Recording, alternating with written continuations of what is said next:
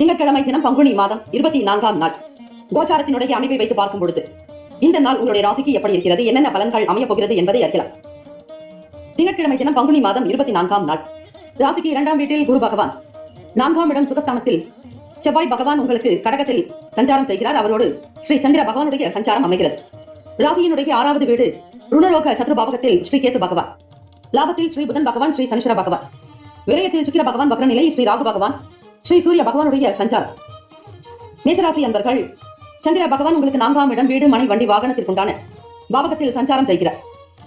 எல்லா விதமான விஷயங்களும் உங்களுக்கு திருப்தியை தர ஏதுவான நாளாக அமையும். வருமானம் சார்ந்த எண்ணங்கள் இருக்கும். பூமி தொடர்பான வேலைகளில் இருப்பவர்களுக்கு வருமானங்கள் உயரும். இடத்தை மாற்ற நினைப்பீர்கள்.